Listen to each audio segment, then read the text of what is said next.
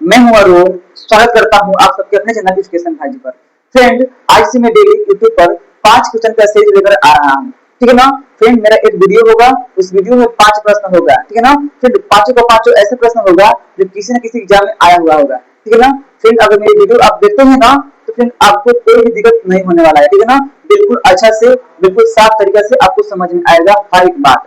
ठीक है ना, तो फ्रेंड आज क्लास को स्टार्ट करते हैं। आज का मेरा पहला प्रश्न जो कि आप लोगों की स्क्रीन पर दिख रहा है, क्या है, तो मेरी बात को सुनिए ध्यान से। एक महिला 20% लाभ पर एक घड़ी बेचना चाहती है।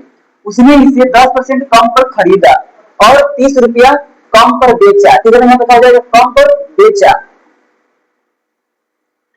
लेकिन फिर भी उसे 20% का लाभ हुआ।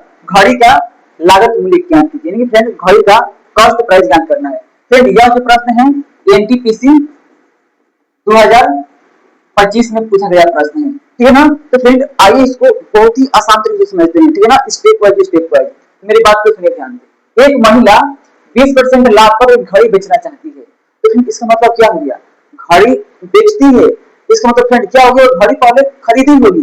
ठीक है ना, वही नहीं दिया गया हमें। तो फ्रेंड सबसे पहला फर्स्ट स्टेप क्या होगा, उस घड़ी का हमको क्रय मूल्य मान लेना है अपने मन से।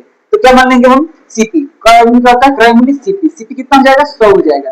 फ्रेंड हम मान लीजिए उस घड़ी का सीपी कितना है, कॉस्ट प्राइस 100 है। ठीक है ना, और वो 20% का लाभ कमाना चाहती है। तो फ्रेंड 100 का 20% कितना होता है, 20 होता है।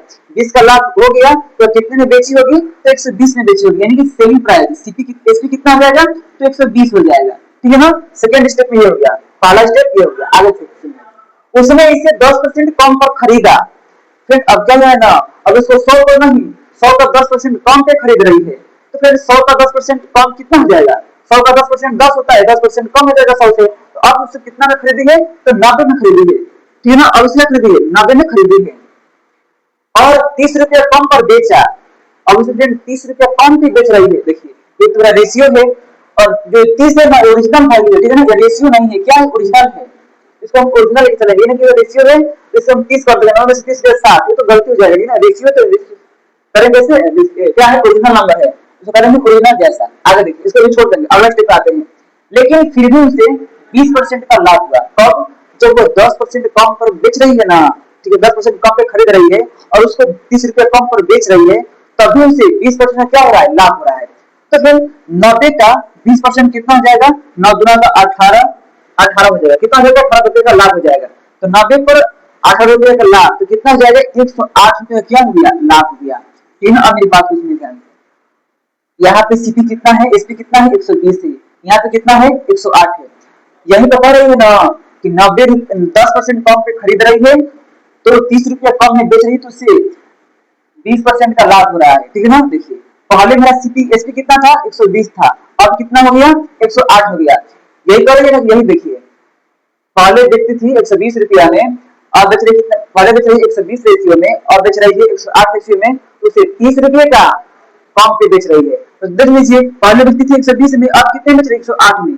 फ्रेंड रेशियो में कितना कम हो गया, तो 120 था, अब कितना हो गया, 108। तो 12 रेशियो क्या है, यहाँ पे कम हो गया। लेकिन प्रश्न क्या कह रहा है कि 30 रुपया कम पे बेची है। हम लोगों को प्रश्न कह रहा है ना कि 12 रेशियो कम में बेची है, लेकिन ओरिजिनल जो कितने रुपए कम में बेची है, तो 30 रुपया कम में बेची है। तो देखिए 12 रेशियो का मान कितना हो गया, 30 हो गया। तो देखिए 12 रेशियो का मान 30 हो गया, तो एक रेशियो का मान कितना हो जाएगा, 30, अब बटा में क्या हो जाएगा, 12। तो 12 के भाड़ा में 30 कितने बार में आता है, तो 12 गुना का 24, और 12 5 7, 2.5। एक रेशियो का मान कितना है, 205 है।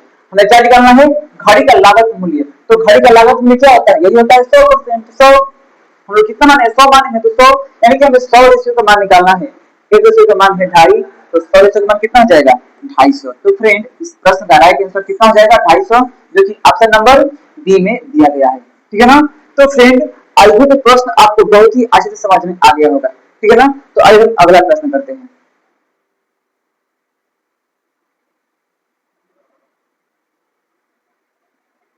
तो फ्रेंड अगला प्रश्न जो कि आप लोग की स्क्रीन पर दिख रहा है, ठीक है ना, तो आइए इसको सर्च करते हैं। क्या है प्रश्न, कि 12 वस्तुओं को बेचने पर अर्जित लाभ 4 वस्तुओं के बेचने के बराबर है, लाभ प्रतिशत ज्ञात कीजिए। तो फ्रेंड क्या है कि 12 वस्तुओं को बेचने पर जो अर्जित लाभ है ना 4 वस्तुओं की बेचने के बराबर है, लाभ प्रतिशत ज्ञात कीजिए। ठीक है ना, तो मेरी बात को सुनिए ध्यान से। फिर इस प्रश्न में आपको कुछ भी नहीं करना है, थोड़ा सा मेरी बात को सुन लेंगे ना, इसको मात्र आप 10 सेकंड के अंदर हल कर देंगे। देखिए यहाँ पे क्या लिखा है कि 4 वस्तुओं के बेचने के बराबर लाभ होता है, तो इसको ऊपर लिख देना है। 4 वस्तुओं के बेचने के बराबर लाभ होता है ना, इसको ऊपर लिख देना है। ठीक है ना, अब इसको देखिए यहीं पे देखना है, बेचने के बराबर लाभ होता है, यानी कि जब भी आपको ना विक्रय मूल्य के बराबर लाभ हो तो कुछ भी नहीं करना है, जो भी यहाँ पे वस्तु रहेगा ना उसमें से घटा देना है। तो 12 में से 4 दिया, कितना हो जाएगा 8, तो ऊपर हो गया 4, 4 बटा में 8, और 4 के पावर में 8 कितने बार में 2 बार में, तो कितना हो गया 1 बटा में 2, और 1 बटा में 2 का मान कितना होता है परसेंटेज में 50%। तो इसका राइट आंसर क्या हो जाएगा 50%, जो कि ऑप्शन नंबर सी दिया गया है। ठीक है ना, तो आइए हम अगला प्रश्न करते हैं। अगला प्रश्न जो कि आपको स्क्रीन पर दिख रहा है क्या है, तो सुनिए ध्यान से। 168 पेन 168 पेन बेचकर एक दुकानदार को 14 पेन के क्रय मूल्य के बराबर लाभ होता है। ठीक है ना, तो इसका लाभ परसेंट ज्ञात कीजिए, उसका लाभ परसेंट ज्ञात कीजिए। देखिए दूसरा सवाल था ना बिल्कुल तीसरे जैसा ही है, बस यहाँ पे क्या था, यहाँ पे क्या था विक्रय मूल्य था, लेकिन यहाँ पे क्या है क्रय मूल्य है। तो जब आपको क्रय मूल्य दिया रहेगा ना तो आपको थोड़ा सा सोचना क्या है, तो 14 है तो लिखना है 14, मतलब यहाँ पे अगर क्रय मूल्य रहेगा तब भी रहेगा क्रय मूल्य तब भी, जो ऊपर रहेगा वही लिखना है, मतलब यहाँ पे जो रहेगा वैल्यू वही लिखेंगे, 14 है तो 14। लेकिन जब भी आपको क्रय मूल्य के बराबर लाभ होगा ना तो क्या करेंगे आप, जो भी होगा वैल्यू वही रख देंगे। तो कितना जाएगा 168, बस हो गया, इसको सब कर देंगे, हटाइए 14 से बाहर 168 जाएगा, एक बार 2 बचेगा, 14 का 28, कितना हो गया 12, तो कितना हो गया 1 बटा में 12। और फ्रेंड 1 बटा में 12 का मान कितना होता है परसेंटेज में, तो 8.33%। ठीक है ना, तो आइए अगला प्रश्न करते हैं। किसी वस्तु को 800 रुपया में बेचने पर अर्जित लाभ उसे 275 रुपया में बेचने पर होने वाली हानि का 20 गुना है, वस्तु का लागत मूल्य ज्ञात कीजिए। क्या प्रश्न, किसी वस्तु को 800 रुपये में बेचने पर अर्जित लाभ उसे 275 रुपये में बेचने पर होने वाली हानि का 20 गुना है। क्या है होने वाली हानि का 20 गुना है, वस्तु का लागत मूल्य यानी कि क्रय मूल्य ज्ञात करना है। तो जब भी ऐसा प्रश्न आए ना डायरेक्ट आप कैसे कर सकते हैं सीपी, तो सुनिए ध्यान से कैसे करना है। ये 800 है तो इसको लिख देना है 800, ठीक है ना, फिर प्लस करना है 275 रुपया में बेचने पर होने वाली जो हानि है ना, दस क्या कर देना है, तो 20 है तो 20 अब गुणा में क्या कर देना है 275,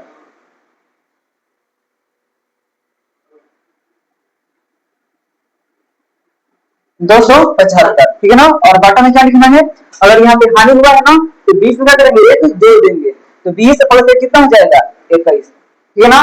इसलिए वो सॉल्व कर देंगे तो इसका आंसर आ जाएगा। आइए करते हैं, ये हो जाएगा 800 प्लस एक कितना हो जाएगा 20 का पारा 275 बार, 275 का पारा कितने बार 2 बार, तो कितना हो जाएगा 500 550 हो जाएगा ना, और 2 जीरो 550, और इसमें का एक जीरो कितना हो गया 5500, और बटन में कितना हो जाएगा 2100। इसको सॉल्व कर लीजिए, क्या जाएगा 500 और 800 कितना हो जाएगा 1300, 1300 कितना हो जाएगा 300 हासिल 1 और 8 हो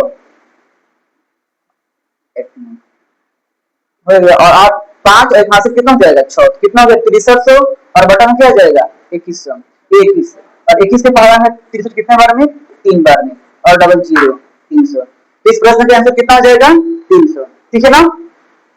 ऑप्शन नंबर क्या हो जाएगा सी बिल्कुल सही हो जाएगा।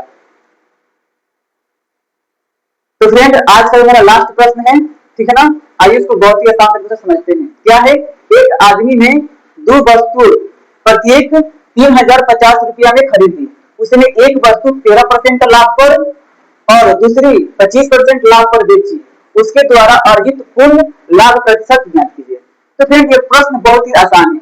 कब आसान है, जब दिया है ना कि एक आदमी 2 वस्तु प्रत्येक 3050 रुपये में खरीदता है, यानी कि क्रय मूल्य जब समान रहेगा ना और इस तरह का प्रश्न आएगा तब क्या करेंगे, यहाँ पे दोनों तरफ क्या रहेगा लाभ रहेगा, तो उसका लेंगे एवरेज, ठीक है ना। तो 13% और प्लस 25%, 2 वस्तु है तो क्या हो जाएगा बटा में 2, तो 13 और 25 कितना होता है 38% और बटा में कितना हो जाएगा 2। तो इस प्रश्न का राइट आंसर क्या हो जाएगा 19%, जो कि ऑप्शन नंबर बी में दिया गया है। तो फ्रेंड आई होप प्रश्न आपको कैसा लगा, ठीक है ना। मैं उम्मीद करता हूँ आप लोगों को बहुत अच्छा लगा होगा। तो इस मेरे चैनल को आप लोग सब्सक्राइब कर लीजिए, क्योंकि डेली ऐसा वीडियो आप लोगों को मिलता रहेगा, ठीक है ना। तो आज के लिए बस इतना ही, मिलते हैं अगली वीडियो में। थैंक यू, जय हिंद, जय भारत।